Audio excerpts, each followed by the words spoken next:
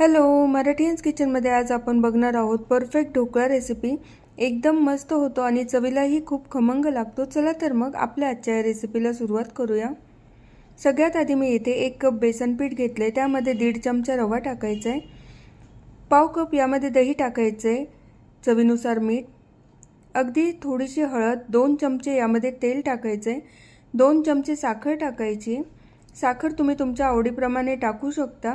अर्धा लिंबाचा रस टाकायचा आहे, मिक्स करून घ्यायचे। आता इथे अर्धा कप पाणी घ्यायचे आणि थोडं पाणी टाकत गुठळ्या मोडत हे सगळं व्यवस्थित मिक्स करून घ्यायचे। 2 चमचे पाणी इथे उरलेलं आहे। कढईमध्ये 1.5 ग्लास पाणी उकळायला ठेवायचे। ज्या भांड्यात आपल्याला ढोकळा करायचा आहे त्याला तेलाचा हात लावून घ्यायचा आहे।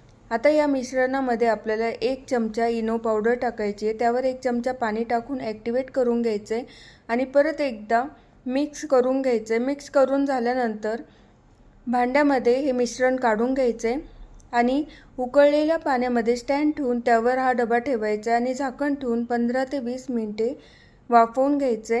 अशा पद्धतीने ढोकळा तयार आहे। आता याची फोडणी तयार करायची आहे। तेलामध्ये मोहरी, हिरव्या मिरच्यांचे काप आणि कढीपत्ता टाकून अर्धा कप पाणी टाकायचे आणि त्यामध्ये 2 चमचे साखर आणि थोडंसं मीठ टाकायचे। आता ढोकळा इथे गार झालेला आहे, तो एका प्लेटमध्ये काढून घ्यायचा आहे। तुम्ही पाहू शकता ढोकळा एकदम मस्त झालेला आहे। याला आता कट करून घ्यायचे आणि यावर आपल्याला तयार केलेली फोडणी टाकून घ्यायची आहे।